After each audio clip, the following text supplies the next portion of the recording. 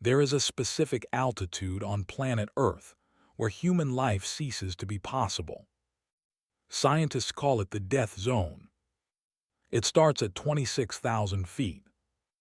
At this height, the air is so thin that your body cannot process oxygen fast enough to replenish the cells that are dying. Your brain begins to swell. Your lungs begin to fill with liquid. Your blood begins to thicken like sludge. Even with bottled oxygen, you are slowly dying. You are a ticking clock. If you stop moving, you freeze. If you sleep, you never wake up. On the afternoon of May 10, 1996, a 49-year-old pathologist from Texas named Beck Weathers was stuck in the death zone on Mount Everest. He was blind. He was freezing. And he was lost in one of the most violent storms in the history of the mountain. As the sun went down and the wind screamed at 70 miles per hour, Beck Weathers collapsed into the snow. He was buried by the ice. His heart rate slowed to a crawl. His body temperature dropped to a level incompatible with life. When a rescue team found him the next morning, he was encased in ice. His face was porcelain white. His eyes were frozen open. The guides checked his pulse. They shouted his name. There was nothing. They radioed down to base camp with 4 heavy words: Beck Weathers is dead. His wife back in Texas was informed. The other climbers began to mourn. They left his body there, next to the body of another climber, Yasuko Namba, to become a permanent fixture of the landscape. They left him to the mountain. But Beck Weathers wasn't dead. Or rather, he was *dead, and then he decided not to be. Late that afternoon, something impossible happened. The corpse sat up. The man with the frozen eye stood up. And driven by a vision of his family that burned through the hypothermia, he began to walk. He walked like a mummy, with his hands frozen into claws, stumbling back toward the camp that had already written his obituary. This is the story of the 1996 Everest disaster, but it is not the story you've heard in the movies. This is the story of the man who was left for dead twice and the physiological miracle that allowed him to cheat the Reaper in the coldest place on Earth. If you are fascinated by the limits of human endurance and the mysteries of the will to live, please hit that subscribe * button right now. You need to hear this story because it proves that sometimes the only person who can save you is the version of you that refuses to die. To understand why a Texan doctor was dying on the roof of the world, we have to look at the era. 1996 was the height of commercial Everest. For about $65,000, you could buy a ticket to the top. You didn't need to be a professional climber. You just needed to be fit, wealthy, and willing to follow a guide. Beck Weathers was an amateur climber. He had climbed some big peaks, but he wasn't a pro. He signed up with Adventure Consultants, a guided expedition led by the legendary Rob Hall. Rob Hall was known as the safest guide on the mountain. He was meticulous. He promised his clients he would get them up and down. But Everest doesn't care about promises, and it doesn't care about how much you paid. There was a hidden problem with Beck Weathers before he even stepped foot on the mountain. He had recently had eye surgery, radial keratotomy, to correct his vision. The surgery works by making tiny incisions in the cornea to flatten it. But nobody knew what would happen to those incisions at high altitude. As Beck climbed higher, the low pressure caused his corneas to change shape. His vision started to blur. By the time he reached the balcony, just a few hours from the summit, he was effectively blind. He couldn't see his feet. He couldn't see the ropes. Rob Hall, the guide, made a fatal decision. He told Beck, "You can't go up, it's too dangerous. Stay here. I'll take the rest of the team to the summit and I'll pick you up on the way back down." "Promise me," Rob said. "Promise me you won't move until I come back." Beck promised. He sat down in the snow to wait. He waited for hours. He didn't know that Rob Hall would never come back. Rob Hall was dying higher up the mountain, trapped saving another client. Beck was waiting for a ghost. While Beck sat there, the sky turned black. A rogue storm slammed into the mountain. It wasn't just snow, it was a hurricane of ice. The temperature plummeted to 100 degrees below zero with wind chill. Other climbers were descending now, fleeing the summit. They found Beck shivering in the snow. "Come with us," they shouted over the wind. Beck joined a small group. There were 11 of them, including the famous guide Neil Badelman and the Japanese climber Yasuko Namba. They tried to find Camp 4. It was only 300 yards away. But in the whiteout, 300 yards might as well be 300 miles. They walked in circles. They couldn't find the tents. They huddled together on the South Col, a flat, exposed plateau of ice. They formed a dog pile to share body heat. They were screaming. They were freezing. One by one, they stopped moving. Yasuko Namba, a 47-year-old woman who had just completed the 7 summits, began to fade. She was tiny. The cold ate through her instantly. Beck Weathers lost his glove. In the death zone, losing a glove is a sentence. His hand froze instantly. It looked like wood. He began to hallucinate. He stood up in the wind, shouting that he needed to pay his credit card bill. Then he collapsed. The wind buried him. The next morning, the storm broke. The survivors in Camp 4 looked out. They saw the bodies in the distance. They sent a rescue team, 2 Sherpas and a guide. They found the huddle.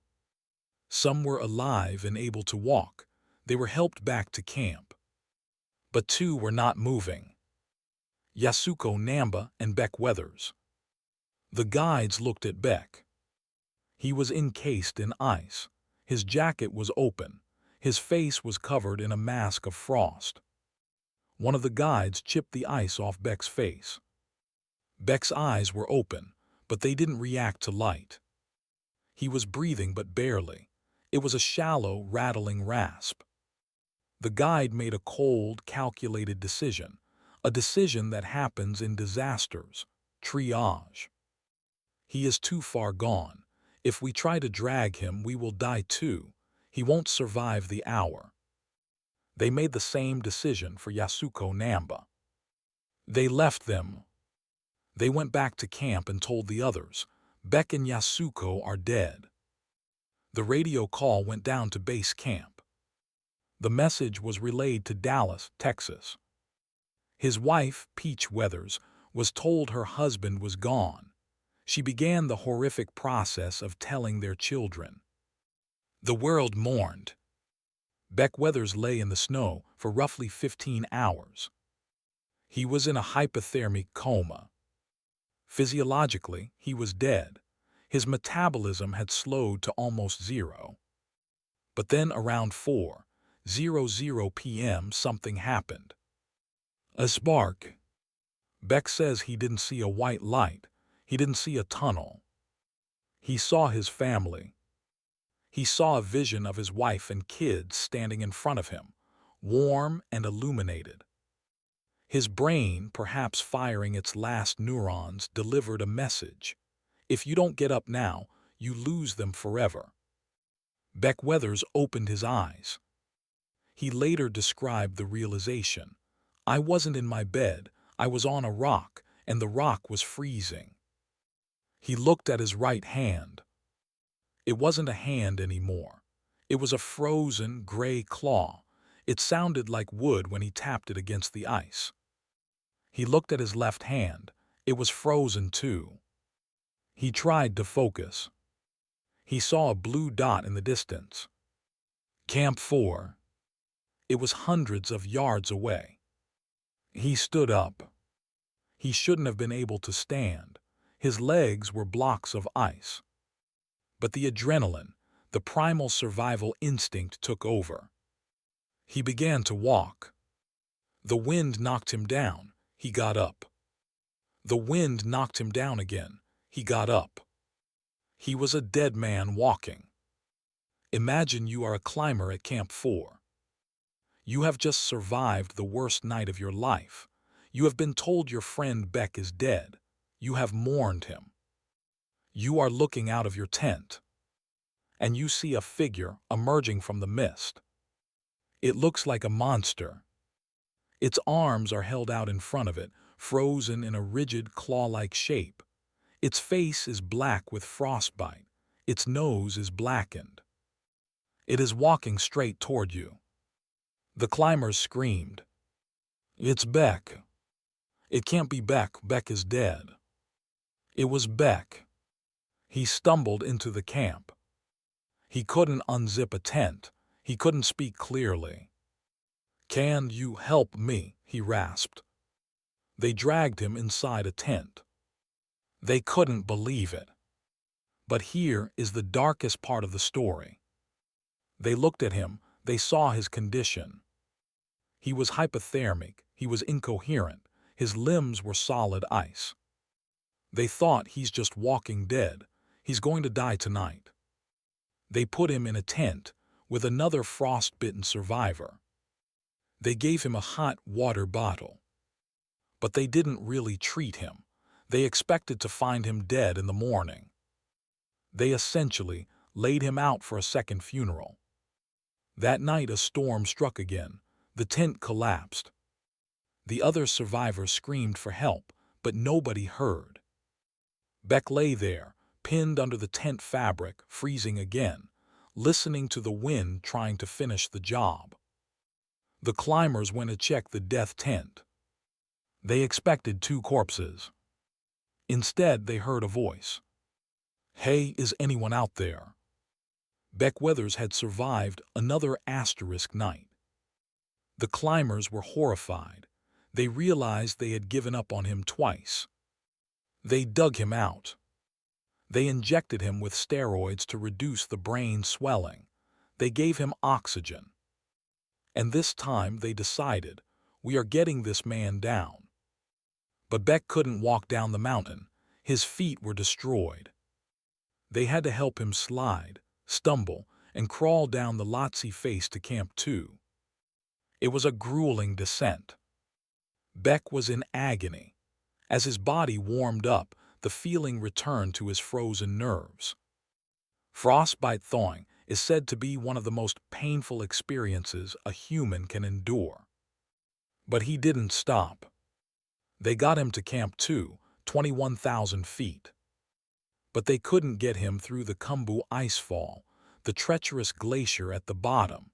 He couldn't use his hands to climb the ladders. He was trapped. The only way out was a helicopter. But helicopters don't fly at 21,000 feet. The air is too thin. The rotors can't get lift. It had never been done before. It was a suicide mission for a pilot. Enter Colonel Madan KC of the Nepalese Army. He was a pilot with nerves of steel. He flew his lightweight helicopter up the valley. He stripped everything out of the chopper to make it lighter. No seats, no doors, just him and the fuel. He flew higher than the manufacturer said was possible. He reached Camp 2. He couldn't land. The snow was too soft. He hovered, touching the skids to the ice for a split second. The climbers threw Beck Weathers into the back. The pilot pulled up. The chopper groaned. It struggled for lift. And then it flew. Beck Weathers made it back to civilization. But the mountain took its toll. When he arrived at the hospital, the doctors were shocked. They had to amputate his right arm halfway up the forearm. They had to amputate all 5 fingers on his left hand, leaving him with a mittened hand. They had to amputate his nose. His face was reconstructed using skin from his forehead and ear cartilage. He underwent dozens of surgeries. But he was alive. He went home to Peach. He went home to his kids. The marriage, which had been failing before the climb due to his obsession with mountaineering, was saved. Beck realized that the mountain had broken him physically, but it had fixed him spiritually. He had been an arrogant, distant doctor chasing glory. He came back, a humble, disfigured man who cherished every second of breath. The story of Beck Weathers is unique because it defies medical science. How does a man in a hypothermic coma wake up? Scientists believe it was a flashbulb event, a surge of adrenaline triggered by a hallucination so powerful it jump-started his metabolism. It literally proves the power of the mind over the body. He didn't wake up because he was warm. He woke up because he decided too. It also serves as a terrifying, gone wrong, cautionary tale about the commercialization of danger. Beck paid $65,000 to be guided. He trusted the system. But when the storm hit, the system collapsed. The money didn't matter. In the death zone, you are always alone. The guides were heroes, but they were human. They made the logical choice to leave him. Beck Weathers proved that logic doesn't always apply to survival. Today, Beck Weathers practices pathology in Dallas. He uses his modified hands to do his job. He jokes about his nose jobs. He is a testament to the fact that you can be left for dead, you can be frozen solid, you can be written off by the experts, and you can still walk home. He walked out of his own grave. And he reminds us all, as long as you are breathing, the story isn't over. The image of him walking into camp with his arms frozen out like a zombie is pure nightmare fuel. I can't imagine the horror of the other climbers seeing that. Do you think the guides were right to leave him, or did they give up too easily? It's a tough ethical question. Let me know your thoughts in the comments below. If you are amazed by Beck's refusal to die, please hit that *** button and subscribe ***. I have a story coming next week about a man who survived for 3 days inside a sunken ship at the bottom of the ocean, listening to fish eat his crewmates. Stay safe, stay warm, and never stop walking.